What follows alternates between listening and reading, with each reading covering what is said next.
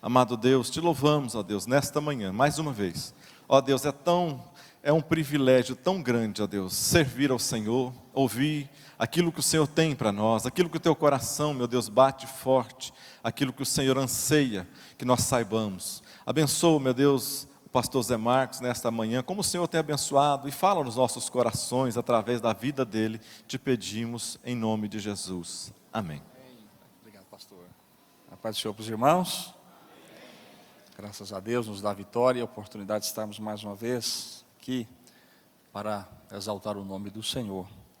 Hoje, um tema muito interessante, os ofícios de Cristo. Essa revista, ela realmente veio muito boa, né?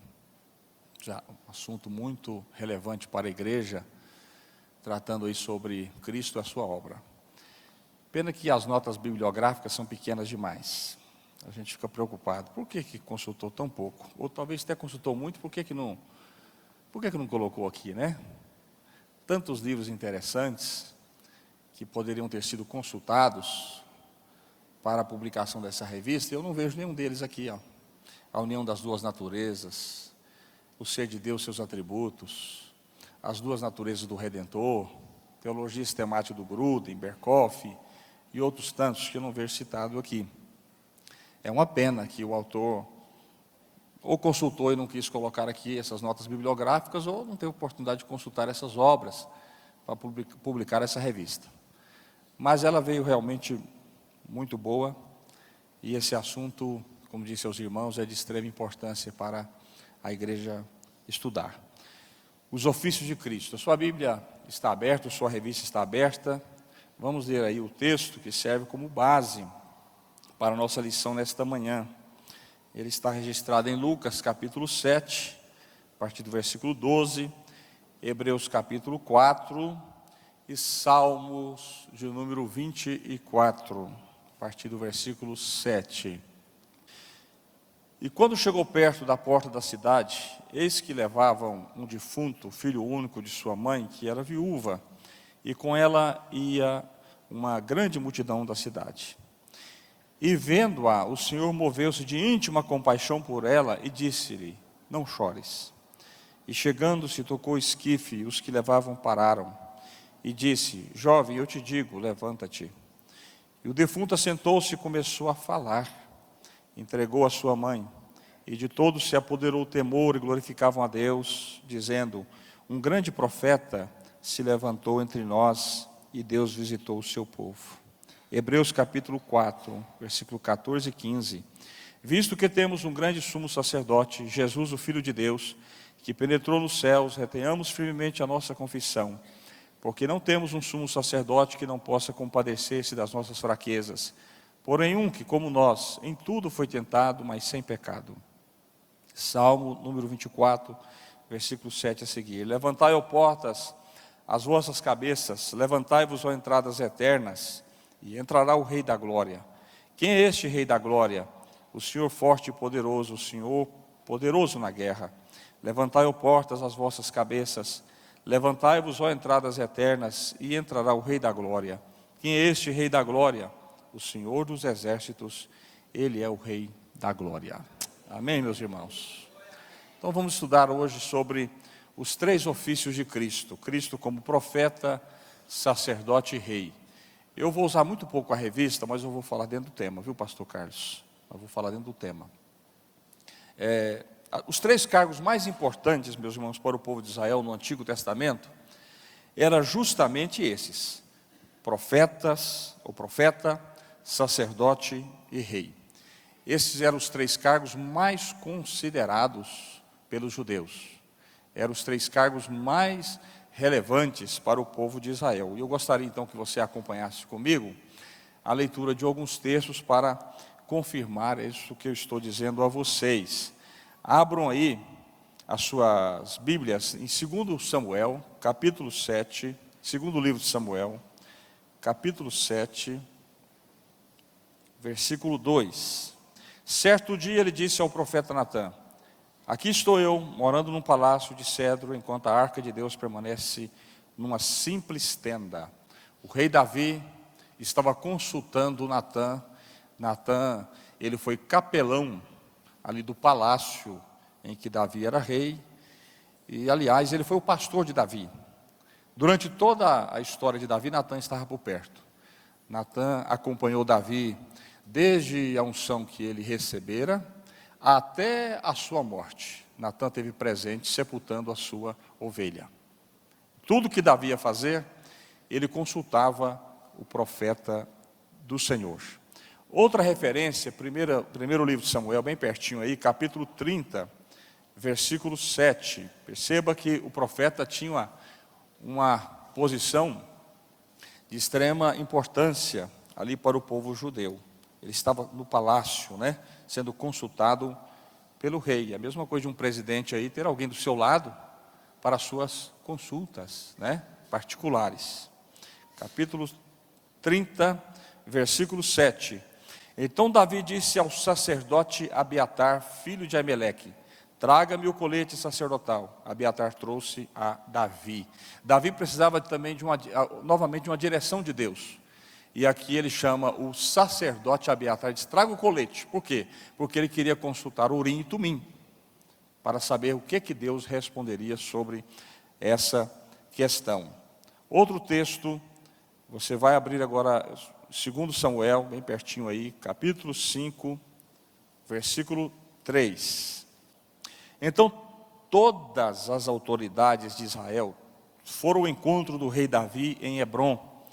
O rei fez um acordo com eles em Hebrom perante o Senhor, e eles ungiram Davi rei de Israel. Está vendo que não era qualquer coisa ser rei naquela época. Todas as autoridades se reuniram para consagrar Davi como rei em Israel. Então os irmãos perceberam os 3 cargos mais importantes do Antigo Testamento: o profeta, que estava ali sendo capelão no palácio, sendo pastor de Davi; o sacerdote sendo consultado por Davi. Ali Davi mandou buscar Urim e Tumim para que eles consultassem, mandou buscar o colete para que eles consultassem Urim e Tumim. E aqui todas as autoridades em Israel se reuniram para consagrar Davi como rei em Israel. Portanto, os 3 cargos mais importantes para o povo judeu são justamente estes: profeta, sacerdote e rei. Esses 3 ofícios, conforme disse, eles eram extremamente considerados em Israel. O profeta, qual era a função dele? Ele falava as palavras de Deus ao povo. O sacerdote, ele oferecia sacrifícios, orações e louvores a Deus em favor do povo. E o rei? O rei governava o povo como representante de Deus.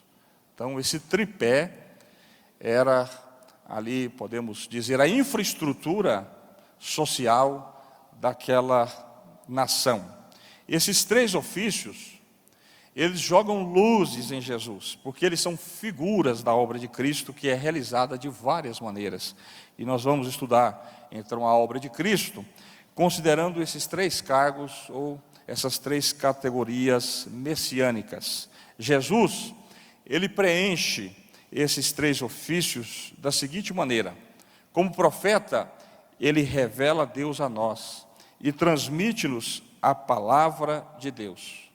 Como sacerdote, ele tanto oferece a Deus um sacrifício em nosso favor, quanto ele mesmo é o sacrifício oferecido.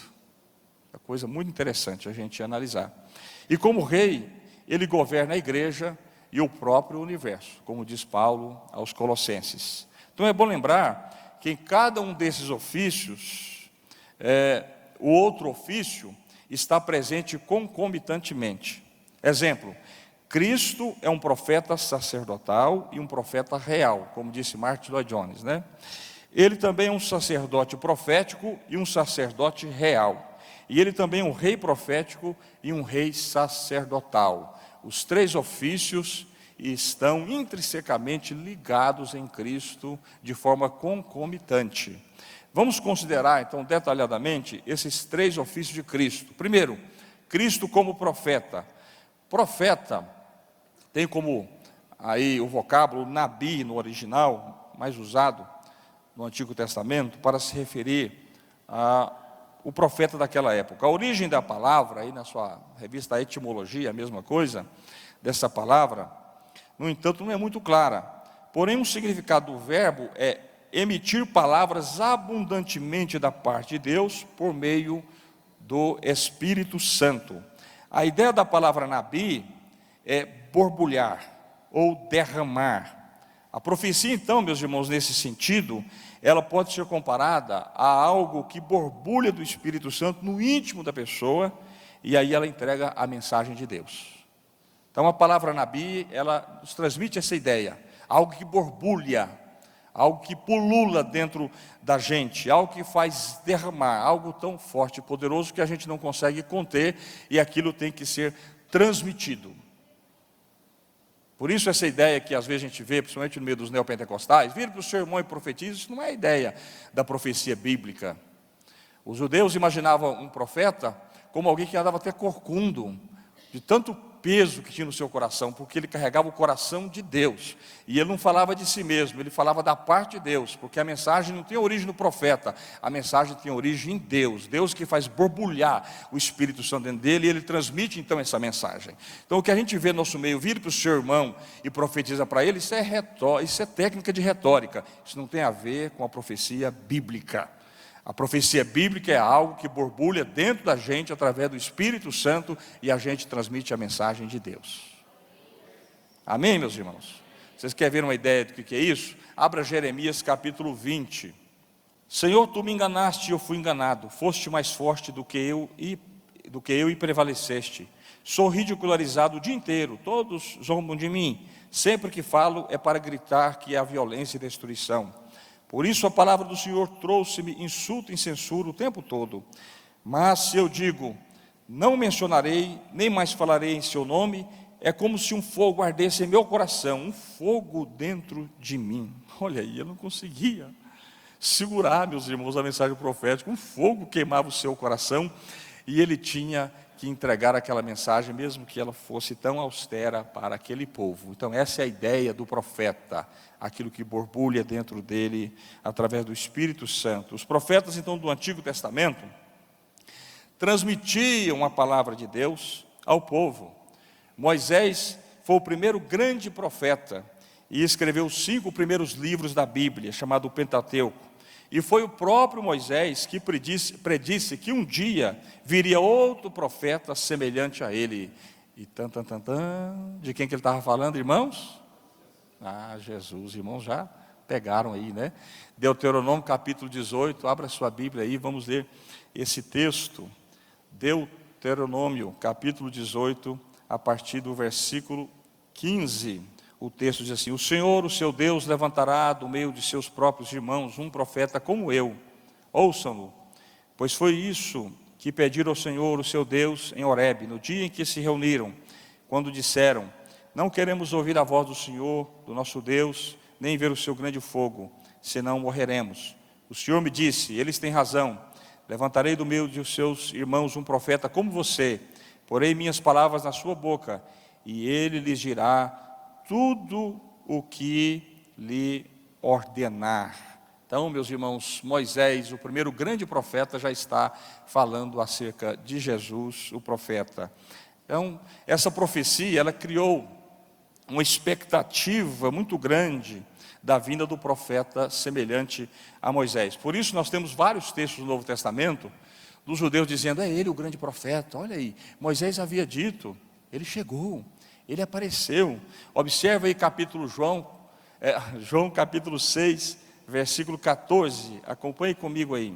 Depois de ver o sinal miraculoso que Jesus tinha realizado, o povo começou a dizer: sem dúvida, este é o profeta que devia vir ao mundo. Eles estavam falando isso aqui baseado na profecia de Moisés. Ouvindo as suas palavras, alguns dentre o povo disseram: certamente este homem é o profeta. Pedro também identifica Jesus como profeta predito por Moisés. Observe Atos, vamos ler na Bíblia, né? Os irmãos querem que a gente leia alguns textos? Então vamos ler Atos capítulo 3, versículo 22 ao 24. Nós estamos estudando sobre a primeira parte, o primeiro ofício de Jesus, Jesus como o profeta esperado. Capítulo 3, versículo 22 ao 24. Pois disse Moisés: o Senhor Deus lhes levantará dentre seus irmãos um profeta como eu. ouçam-no em tudo que ele lhes disser. Quem não ouvir esse profeta será eliminado do meio do seu povo. De fato, todos os profetas de Samuel em diante, um por um, falaram e predisseram estes dias. Então, portanto, Jesus é de fato o profeta predito por Moisés. Agora, uma coisa a ser considerada aqui: Cristo é um profeta diferente de todos os profetas do Antigo Testamento, viu, irmãos? Ele é diferente. As pessoas que encontraram com Jesus, isso está descrito aí nos evangelhos, elas, nesse primeiro encontro, conheciam muito pouco acerca de Jesus. Elas reconheceram Jesus através daqueles milagres apenas como um profeta. Mas Jesus, ele vai bem mais além do que simplesmente um profeta. Se você observar aí Lucas capítulo 9, versículo 8, eles vão dizer, olha, ele é um profeta. Observe aí Lucas capítulo 9, versículo 8. Outros que Elias tinha aparecido, e ainda outros que um dos profetas do passado tinha voltado à vida deles. Capítulo 7, versículo 16 ainda do Evangelho de Lucas, você tem outra referência. E todos ficaram cheios de temor e louvavam a Deus. E eles diziam, um grande profeta se levantou entre nós. Então, nesse primeiro encontro, eles reconheciam Jesus apenas como um profeta. Porém, quando nós estudamos os evangelhos, nós vemos que Jesus não é fundamentalmente visto como um profeta, ou como um profeta semelhante a Moisés. Aliás, as epístolas não tratam Jesus de um profeta ou o profeta. As pessoas que trataram Jesus assim, somente deram esse tratamento para ele, porque não o conheciam totalmente, porque não o conheciam plenamente. Uma referência interessante, agora eu gostaria que você abrisse mesmo a sua Bíblia, está aí em João capítulo 9, versículo 17, quando Jesus vai curar aquele cego de nascença. Capítulo 9, versículo 17.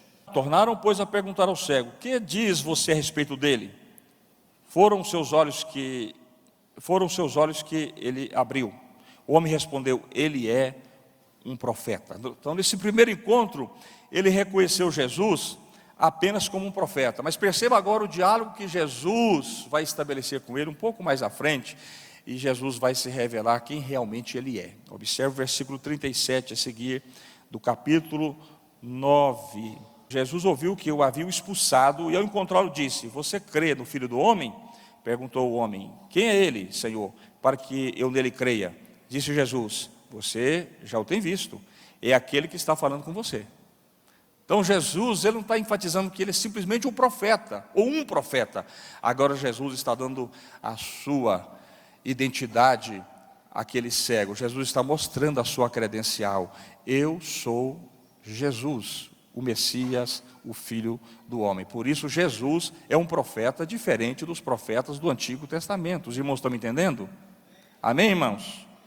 Então, a fé em Jesus como Deus e Messias, ela vinha sempre depois desse primeiro encontro, dessa primeira experiência com Jesus. Portanto, meus irmãos, apesar de Jesus ser o profeta predito por Moisés, as epístolas evitam chamá-lo de profeta. E por que elas evitam? Porque Jesus é bem maior do que qualquer profeta do Antigo Testamento, por dois motivos. Primeiro, ele é a pessoa sobre quem os profetas, ou sobre quem as profecias do Antigo Testamento foram feitas. Todo o Antigo Testamento vai jogar luzes em Jesus, e os profetas vão falar acerca de Jesus. Esse salmo aí, número 24, que nós acabamos de ler, um grande hermeneuta, um padre que já morreu, chamado Luís Schockel, um padre espanhol, foi um dos grandes hermeneutas do mundo, um dos primeiros a estudar poesia hebraica, que escreveu a Bíblia Peregrino, com as notas de rodapé da Bíblia Peregrino.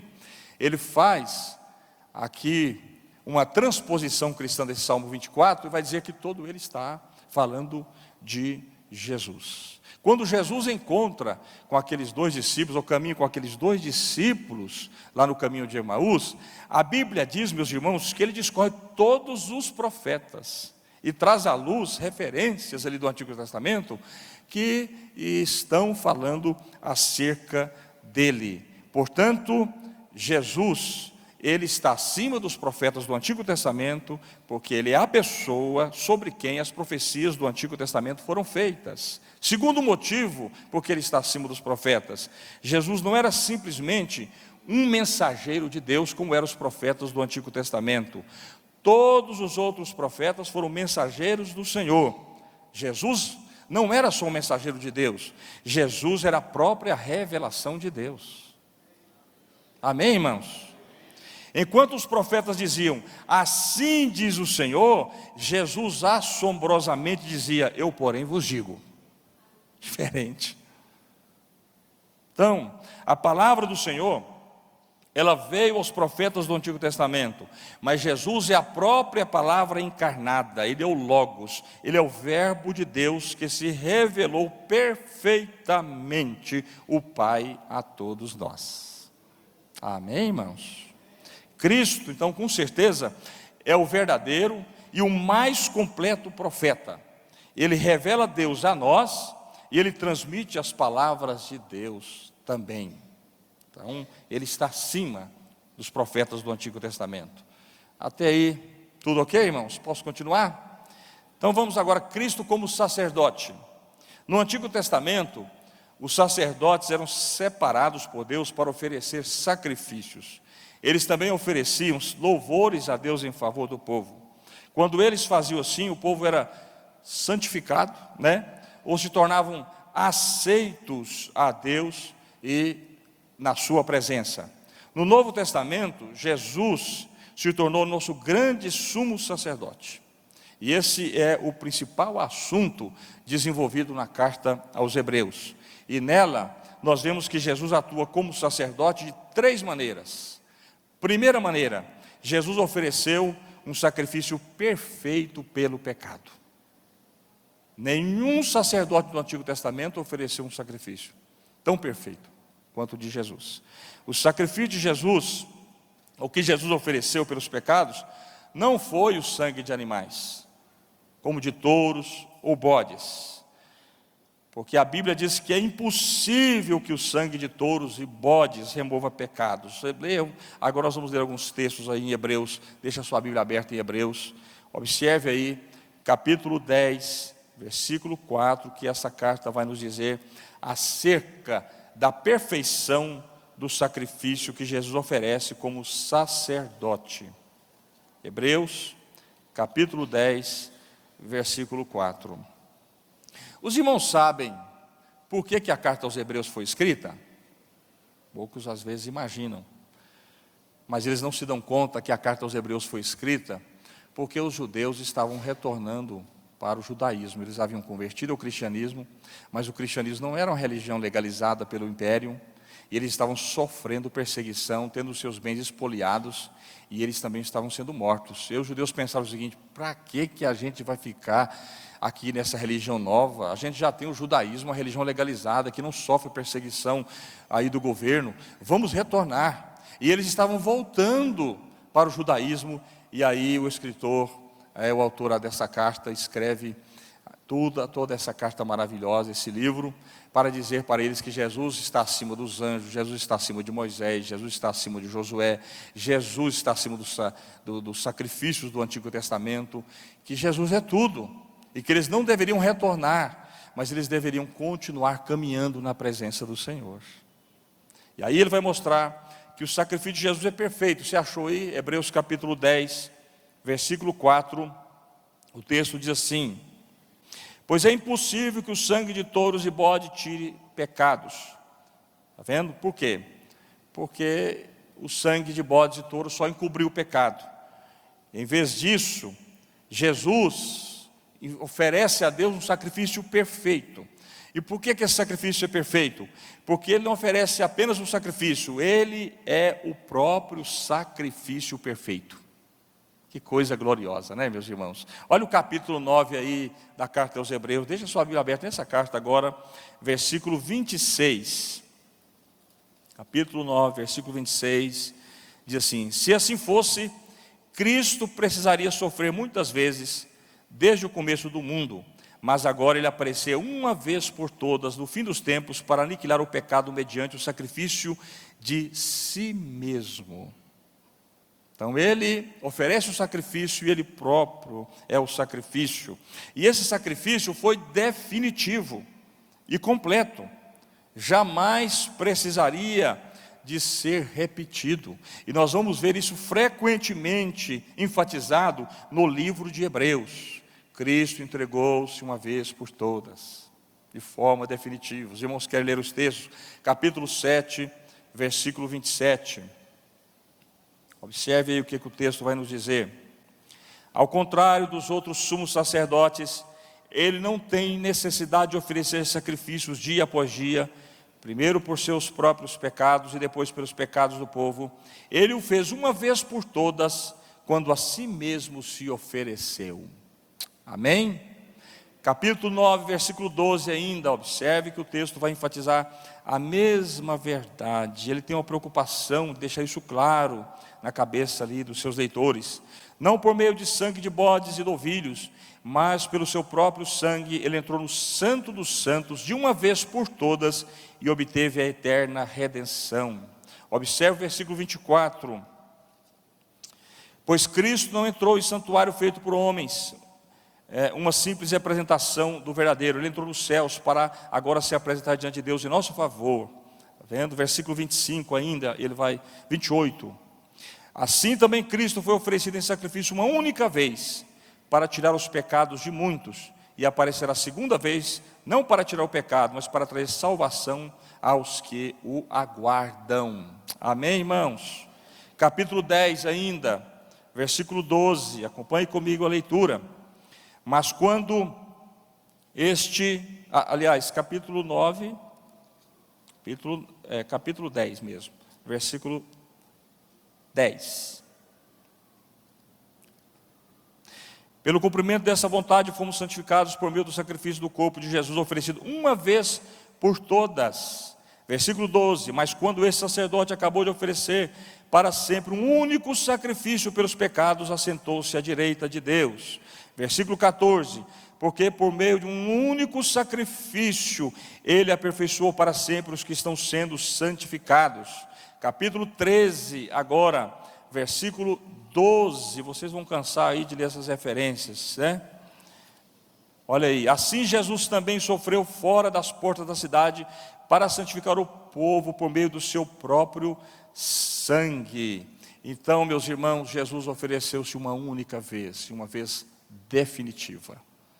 Pasme, meus irmãos, mas existem igrejas no Brasil sacrificando cordeiros no altar, viu? Tem. Elas começam assim, tocando chofar, depois começam a fazer uma festinha de Israel, reproduzir, aí daqui a pouco coloca a bandeira de Israel para tudo quanto é lado, das tribos, e daqui a pouco está sacrificando cordeiro. O negócio é muito complicado, nós não temos nada a ver com isso mais, né? Com essa cultura hebraica, e nem com essa liturgia hebraica. Israel entregou Cristo para a gente, Jesus entrou uma vez no Santo dos Santos, né? Na presença do Senhor, não em templo feito pelas mãos dos homens, e entregou-se a si mesmo de forma definitiva. É isso que o texto nos diz. Amém, irmãos? Portanto, Jesus preencheu todas as expectativas. Ele é tanto o sacrifício, quanto o sacerdote que oferecia o sacrifício. Ele é o grande sumo sacerdote que penetrou os céus. Esse texto é muito interessante, porque o sumo sacerdote penetrava dentro do Santo dos Santos para oferecer o sacrifício. Jesus entrou dentro dos céus para oferecer o único e perfeito e definitivo sacrifício. Amém? Olha aí Hebreus capítulo 4, versículo 14. Hebreus capítulo 4, versículo 14. Portanto, visto que temos um grande sumo sacerdote que adentrou os céus, Jesus, o Filho de Deus, apeguemo-nos com toda a firmeza à fé, que professamos. Está vendo? Uma vez que ele ofereceu um sacrifício definitivo, e uma vez por todas, pondo fim à necessidade de quaisquer outros sacrifícios. Então Jesus ofereceu um sacrifício perfeito pelo pecado. Ele é o sumo sacerdote por excelência. Segunda coisa que nos mostra que Jesus atua aí como sacerdote, é que ele nos aproxima continuamente de Deus. Os sacerdotes do Antigo Testamento, além de oferecer sacrifícios, eles compareciam de forma representativa na presença de Deus, de tempos em tempos, em favor do povo. Jesus, ele faz muito mais do que isso, meus irmãos. Como sumo sacerdote perfeito, ele continuamente nos conduz à presença de Deus, de forma que não temos a necessidade de um templo em Jerusalém, nem de um sacerdócio especial, ou de alguém que nos coloque entre nós e Deus, nem de um homem que seja um mediador para nos conduzir a Deus, mas através de Cristo, segundo o texto que deixa claro em Hebreus, todos nós temos acesso direto ao Pai. Todos nós temos acesso direto a Deus. Já foi resolvido na Reforma Protestante. Todos nós somos sacerdotes e todos nós podemos ter acesso direto a Deus, sem precisar da mediação de ninguém, a não ser do Cristo vivo, que se entregou por nós e que de forma continuada nos apresenta diante do Pai. Então o sumo sacerdote no Antigo Testamento, ele se imiscuía num lugar escondido e recôndito no tabernáculo ou no templo. Cristo, após oferecer a si mesmo como sacrifício, ele não entrou em templo humano, terrestre, mas o texto deixa claro que ele entrou na presença de Deus, ele entrou no céu.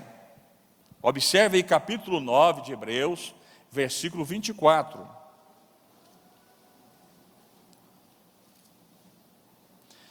Pois Cristo não entrou em santuário feito por homens, uma simples representação do verdadeiro. Ele entrou nos céus, para agora se apresentar diante de Deus em nosso favor.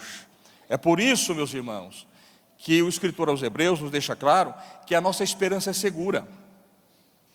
É por isso que ele diz que a nossa esperança é como âncora, que está bem firme. Observe aí Hebreus capítulo 6, versículo 19 ao versículo 20. Hebreus, capítulo 6, versículo 19 ao 20 diz: temos esta esperança como âncora da alma, firme e segura, a qual adentra o santuário interior, por trás do véu, onde Jesus, que nos precedeu, entrou em nosso lugar, tornando-se sumo sacerdote para sempre, segundo a ordem de Melquisedeque. Que coisa gloriosa! É por isso que a nossa fé é como âncora segura e firme. Por quê? Porque a gente não está confiado num mediador humano, que entra lá no lugarzinho escondido do Santo uma vez por ano, para oferecer sacrifício por ele e por nós. A gente não está confiado em uma pessoa humana que está entre nós e Deus. Nós estamos estribados em Cristo, o próprio Deus encarnado, plenamente homem, nosso representante, que se fez sacrifício por nós e que entrou de forma definitiva no Santo dos Santos, de uma vez por todas, para nos garantir a salvação eterna. Aí o escritor aos Hebreus está enfatizando: olha, nós temos essa fé segura e firme, como âncora, porque Cristo entrou lá no céu. Então, meus irmãos, o nosso privilégio é muito maior do que o daqueles que viveram no Antigo Testamento. Eles não podiam, naquela época, o povo não podia entrar nem na primeira parte do templo. O lugar santo, nem pensar. Meus irmãos, apenas os sacerdotes podiam chegar até lá. Quanto ao Santo dos Santos, somente o sumo sacerdote podia entrar ali, e isso uma única vez por ano. Única vez por ano. Você quer ver? Hebreus, capítulo 9, a partir do versículo 1. Olha o que o texto vai nos dizer. Ora, a primeira aliança tinha regras para adoração, e também um tabernáculo terreno. Foi levantado um tabernáculo na parte da frente, chamado lugar santo, Estavam o candelabro, a mesa e os pães da presença. Por trás do segundo véu havia a parte chamada Santo dos Santos, onde se encontrava o altar de ouro para o incenso e a arca da aliança, totalmente revestida de ouro. Nessa arca estava o vaso de ouro contendo o maná, a vara de Arão que floresceu e as tábuas da aliança. Acima da arca estavam os querubins da glória, que com sua sombra cobria a tampa da arca. A respeito dessas coisas não cabe agora falar detalhadamente.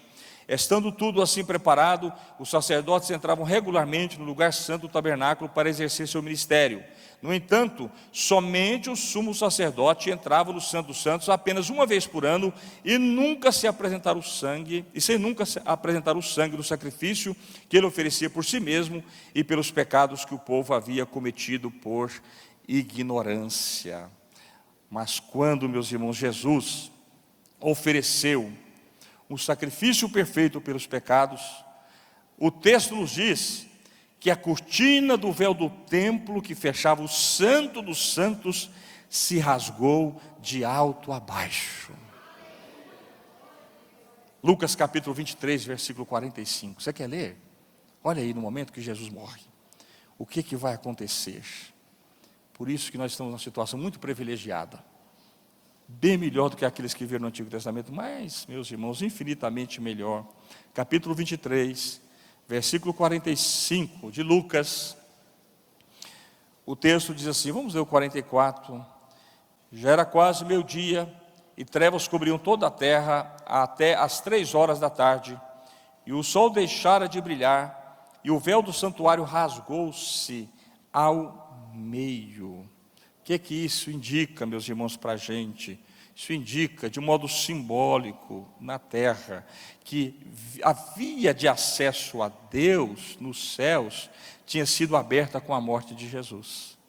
Que Cristo agora abriu o caminho para a gente passar e chegar até a presença do nosso Pai, do nosso Deus. E Ele não só abriu esse caminho, mas Ele asfaltou também esse caminho, pavimentou para que a gente pudesse chegar de forma segura à presença do Pai. Ah, que coisa gloriosa, meus irmãos, é o nosso Jesus. Dá para você dar um glória a Jesus aí, irmão? Jesus foi perfeito demais. Então, baseado nesse fato, o escritor aos Hebreus pedia, ele podia fazer essa impressionante declaração a todos os crentes. Olha que declaração ele faz aí no capítulo 10, no versículo 19. Abra novamente a carta aos Hebreus. Não canse de acompanhar esses textos, porque eles são importantes para a nossa fé. Capítulo 10, versículo 19 ao 22. Que declaração impressionante que ele faz. Portanto, irmãos, temos plena confiança para entrar no Santo dos Santos pelo sangue de Jesus. Agora não é só o sumo sacerdote não, viu? Agora você pode entrar no Santo dos Santos. Jesus abriu o caminho, o véu se rasgou. Ele é sacerdote por excelência. Ele nos conduz ao Pai. E vai dizer, por um novo e vivo caminho que Ele nos abriu por meio do véu, isto é, do seu corpo. Temos, pois, um grande sacerdote sobre a casa de Deus. Sendo assim, aproximemo-nos de Deus com um coração sincero e com plena convicção de fé, tendo os corações aspergidos para nos purificar de uma consciência culpada, e tendo os nossos corpos lavados com água pura. Ele está dizendo, fique tranquilo, não tenham medo mais, não tenha receio mais, porque Cristo abriu o caminho através do seu próprio corpo véu, e você agora pode aproximar de Deus de forma sincera e maravilhosa. Glorifique a Jesus nesta manhã, meus irmãos. A gente não tinha acesso a Deus, Ele abriu o caminho. Aleluia. Então Jesus abriu a via de acesso a Deus, para nos aproximar continuamente da presença do Pai, sem medo, com intrepidez, com plena certeza de fé. Bom, terceira forma aí que nos apresenta Jesus como sacerdote, é porque como sacerdote, Jesus ora continuamente por nós. Os irmãos sabiam disso? Que Jesus ainda intercede por nós, que a obra de Jesus não terminou lá na cruz, terminou na terra, o projeto de Deus, mas Jesus, o projeto, a missão de Jesus aqui na terra, mas Jesus ainda continua com a sua obra, interceder por todos os santos. Essa é outra função do sacerdote no Antigo Testamento, era orar a favor das pessoas. O autor aos Hebreus nos diz que Jesus cumpre essa função. Observe aí Hebreus capítulo 7, versículo 25. Portanto, ele é capaz de salvar definitivamente aqueles que por meio dele aproximam-se de Deus, pois vive sempre para interceder por eles. Oh, aleluia! Olha Romanos, meus irmãos, capítulo 8, versículo 34, Paulo também tinha essa mesma ideia de Jesus intercessor, Jesus sacerdote. Romanos, capítulo 8, versículo 34, o apóstolo vai nos dizer desta forma: quem os condenará? Foi Cristo Jesus que morreu, e mais, que ressuscitou, está à direita de Deus, e também intercede por nós. Quem é que vai te condenar? Paulo vai dizer, vocês já foram justificados por Cristo, quem é que pode te condenar? Ninguém. E também tem uma coisa, Cristo Jesus está sentado à direita de Deus, quer dizer, em estado de comando, em posição de comando, e Ele intercede por mim, intercede por você, intercede por nós. O termo grego usado aí pelo autor da carta aos Hebreus, e usado por Paulo, para essa palavra intercede, é o mesmo. E a ideia, meus irmãos, o sentido da palavra é que Cristo faz ao Pai pedidos específicos em favor de nós. Somente Jesus pode fazer tal coisa por nós. Só Ele está qualificado a fazer, viu?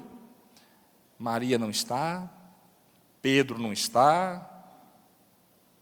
Aliás, Karl Barth, o grande teólogo alemão, né, suíço, um homem que escreveu mais de 500 obras, um homem muito culto, muitos padres católicos aí fazem as suas teses de doutorado baseadas em Karl Barth, na teologia barthiana. Karl Barth tentou criar um diálogo entre os protestantes e católicos, mas ele se esbarrou aí na mariolatria, ele disse, não tem como. O problema da mariolatria é muito sério, e não dá para continuar avante nessa dialética. Meus irmãos, o texto bíblico não sustenta essa ideia de Maria mediadora. Isso é uma confusão que esses líderes religiosos fazem na cabeça do povo, conduzindo o povo ao engano. Me mostre um texto na Bíblia que apresente Maria como mediadora, ou que um ser humano como mediador. Nenhum ser humano tem condições cabais para ser mediador, meus irmãos. Só Jesus, plenamente homem, plenamente Deus, está qualificado para ser nosso mediador, segundo a Bíblia. Não tem como. Não é porque a gente é crente e fala isso aqui não. Vamos para a Bíblia, me mostra um texto na Bíblia que apresente Maria como mediadora. Para começar, os católicos, os padres católicos dizem que Maria foi assunto ao céu agora no ano 1950. Tem base um negócio desse, o povo acredita, irmãos. Qual que é o fato histórico que prova que essa mulher subiu agora? Não tem nenhum registro histórico. E a Bíblia também só nos apresenta Jesus como o nosso mediador perfeito. Por quê? Porque Ele é o sacerdote. Ele é o sumo sacerdote. Gente, isso está muito claro. Só a pessoa que quer ser cega para não entender uma verdade tão explícita como esta. Então, é por isso que nós oramos em nome de Jesus, e não oramos em nome de outros santos. Aliás, na igreja católica, a pessoa só se torna santa depois que morre, né? Aí eles canonizam, a Bíblia diz que você tem que ser santo em vida. E é por isso que nós oramos em nome de Jesus. Por quê? Porque é do agrado de Deus, em seu relacionamento com a raça humana, decidir agir em resposta à oração. Para quê? Para que Cristo seja glorificado. Vocês não acham que Deus não sabe e não conhece todos os nossos problemas? Claro que sim. Deus conhece todas as nossas dificuldades, todos os nossos problemas, tudo aquilo que a gente precisa. Mas por que Ele só age através da oração? Primeiro, para exercitar a nossa fé. Segundo, meus irmãos, para que a gente ore em nome do Filho, esse que Ele exaltou de forma sobremaneira, para que Ele seja glorificado. Amém, irmãos? Mas Deus sabe. Olha aí Mateus capítulo 6, versículo 8, para você ver como Deus sabe e conhece tudo o que se passa na nossa vida. Não sejam iguais a eles, porque o seu Pai sabe do que vocês precisam, antes mesmo de o pedirem. Deus sabe de tudo, antes da gente pedir, antes que a nossa oração se torne palavra, antes que se torne aí verbalizada, Deus já sabe. Mas por que Deus age através da oração? Exercitar nossa fé. E segundo, para que em nome de Jesus, a gente venha pedir e o Pai venha glorificar o Filho por tudo que Ele fez por nós, descendo aqui nessa terra, morrendo por nós, morte de cruz, sendo obediente até a morte, fazendo tudo o que Ele fez para nos resgatar do inferno e tirar o inferno de dentro de nós. Amém, meus irmãos? Então é isso, né? Então, meus irmãos, Cristo, como nosso sacerdote, nos coloca em posição exaltada. Sabe por quê? Porque Ele é Deus e homem ao mesmo tempo. Observe em 1 Timóteo, capítulo 2, versículo 5. Esse é o texto-chave que nos mostra Jesus como mediador e como nosso sacerdote. Pois há um só Deus e um só mediador. Quem que é esse mediador, meus irmãos? Não está Maria aí não, nem Pedro, nem Joaquim, nem o Santo Expedito, nem a Santa Bárbara, nem um santo não. Está só Jesus aí, né, meus irmãos? Coisa impressionante. Por que eles dizem que tem mediador, hein? Queria saber. Só tem um mediador? Só tem Deus? Está vendo? É porque eles não levam o povo a ler a Bíblia, meus irmãos. Eles não levam o povo a estudar a palavra do Senhor. A tradição lá está acima da Bíblia. Lá quem rege a comunidade lá não é a Bíblia, é a tradição. O que a tradição fala, eles têm que fazer. Aqui não, meus irmãos, aqui a gente prima pela palavra de Deus, a Bíblia. É Bíblia. Bíblia falou, ponto final, né? Então o Cristo, por que Cristo é o mediador perfeito, o sumo sacerdote perfeito? Aí para orar por nós, para interceder por nós. Porque o Cristo apenas humano não poderia ser o nosso grande sumo sacerdote. Você sabia disso? Não, o Cristo apenas humano não poderia ser nosso sumo sacerdote. Ele não poderia ouvir as orações de pessoas em lugares distantes, nem poderia ouvir as orações proferidas apenas na mente das pessoas. Ele não poderia ouvir a todos os pedidos simultaneamente. Já pensou um Cristo humano sendo sacerdote? Como é o caso de Maria, que é humana, que ela não é deusa. Como é que ela pode ser sumo sacerdote mediadora, sendo apenas humana? Ela não tem condições de ouvir 6 bilhões e 500 milhões de pessoas orando ao mesmo tempo. Porque um ser humano não tem condição de registrar tanta oração. Concorda ou não? Mas o nosso Cristo não é apenas humano. A Bíblia diz que Ele é plenamente Deus também. E Ele pode ouvir as orações de todas as pessoas na terra ao mesmo tempo, na mesma hora. Porque Ele é Deus também. Amém, irmãos? Agora, portanto, para ser um sumo sacerdote perfeito, que intercede por nós, Ele precisa ser tanto Deus quanto homem. Por que Ele precisa ser homem também? Os irmãos já pensaram nisso? Por que Jesus, para ser um sacerdote perfeito, precisa ser Deus? Nós já vimos, porque precisa registrar muita oração, saber o que passa na nossa mente, oração simultânea. Mas Ele precisa ser homem também. Por quê? Porque como homem, Ele se identifica com a nossa experiência. Portanto, Jesus é a única pessoa no universo, na eternidade, que tem condições cabais para ser nosso sumo sacerdote celestial. Porque como sacerdote que intercede por nós, Ele é simpático. Por quê? Porque Ele conhece todas as nossas experiências terrenas. Ele sabe do que a gente passa aqui, porque Ele já passou. Amém, irmãos? Ele sabe o que é frustração, Ele sabe o que é decepção, Ele sabe o que é traição, Ele sabe o que é choro, Ele sabe o que é abandono. Um dia Ele ficou lá no monte olhando para Jerusalém, chorando e dizendo: Jerusalém, Jerusalém, quantas vezes que eu juntar os teus filhos como a galinha junto os seus pitainhos. Ele chorou. Você acha que Jesus não entende você quando você é abandonado, desprezado? Não, irmão, Ele entende. Por isso Ele é o sacerdote por excelência, meu e seu. Aleluia. Ele tem que ser 100% homem, 100% Deus. E aí eu vou citar aqui uma frase do Berkhoff, que é grande teólogo que escreveu a teologia sistemática. Ele diz assim, olha que coisa interessante, sobre a intercessão de Jesus por nós. Ele diz: é um consolo pensar que Cristo está orando por nós, mesmo quando somos negligentes em nossa vida de oração, que Ele está apresentando ao Pai aquelas necessidades espirituais que não estavam presentes em nossa mente e que nós, com frequência, deixamos de incluir em nossas orações. e que Ele ora por nossa proteção contra os perigos dos quais não temos nem sequer consciência contra os inimigos que nos ameaçam, apesar de não os percebermos. Ele está orando para que nossa fé não se acabe e para que no final possamos chegar à vitória. Aleluia. Cristo está à direita do Pai, segurado lá e dizendo: Pai, guarde a vida do Rodrigo, Pai. Guarde a vida da Márcia. Abençoa, Senhor. Abençoa, Pai, o Carlos. Abençoa o José Marques. Abençoa lá o Pedro, a Maria. Senhor, guarde a vida dele, ele está correndo perigo, olha o risco. O inimigo quer solar perto dele. Não deixa não, Pai. Vamos mandar o Espírito Santo lá para renovar ele, para encher ele, para fortalecer ela. Vamos abençoar. É isso que Berkhoff está dizendo. E quando a gente ora, a gente esquece de detalhes, a gente negligencia, a gente não observa os perigos. Mas aquilo que falta na nossa oração, o Cristo sacerdote completa para nós e intercede ao Pai. Levante a sua mão e exalte a Jesus nesta manhã. Aleluia, aleluia.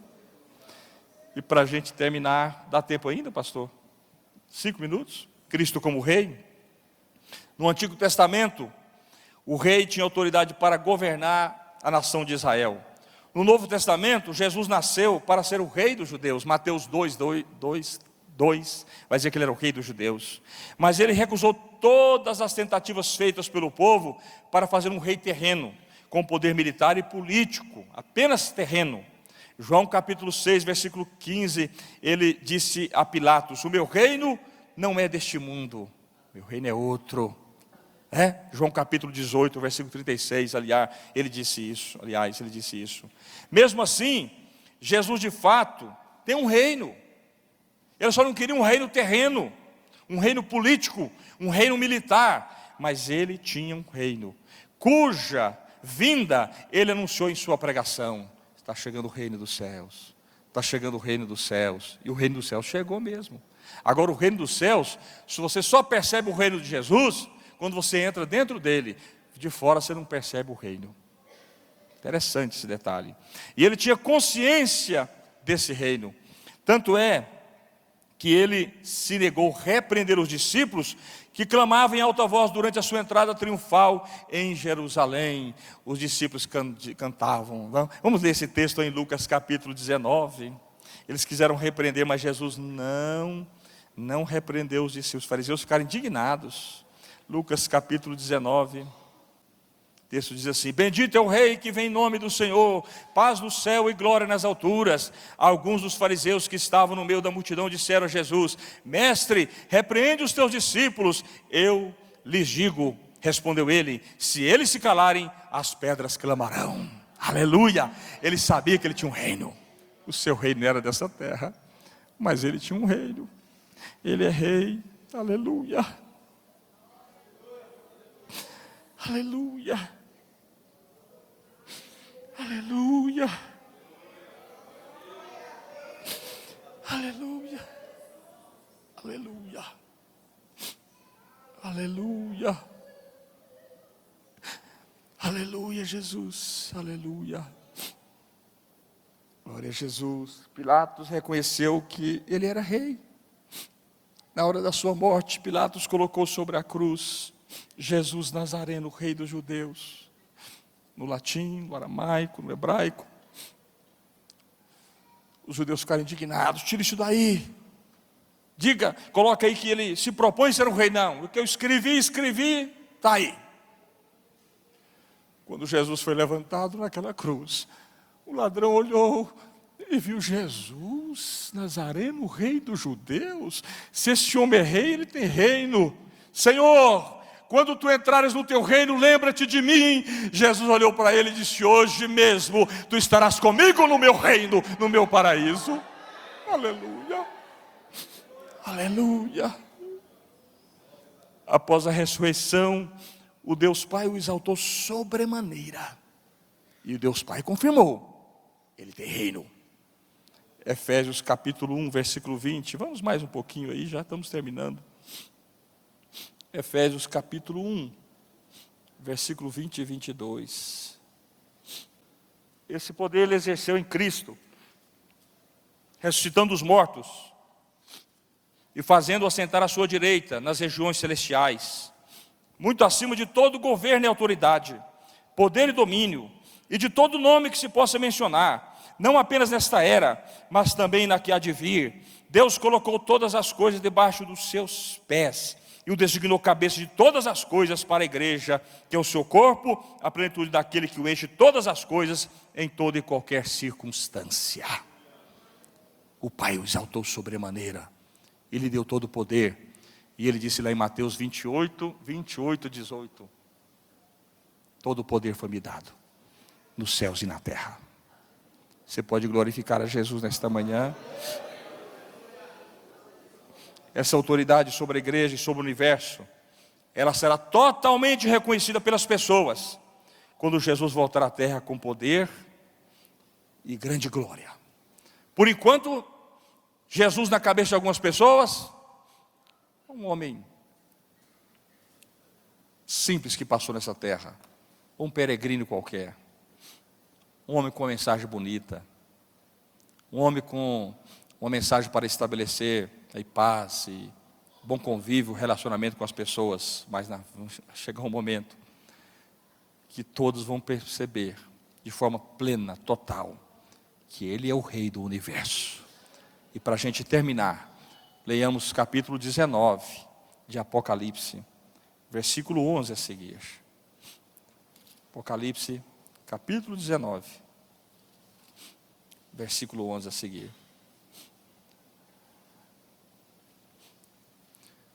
E vi os céus abertos, e diante de mim um cavalo branco, cujo cavaleiro se chamava Fiel e Verdadeiro. Ele julga e guerreia com justiça. Seus olhos são como chamas de fogo, e em sua cabeça há muitas coroas, e um nome que só ele conhece, e ninguém mais. Está vestido com um manto tingido de sangue, e o seu nome é a palavra de Deus. Os exércitos de Deus o seguiam, vestidos de linho fino, branco e puro, e montados em cavalos brancos. E de sua boca saiu uma espada afiada, com a qual ferirá as nações. Ele as governará com cetro de ferro.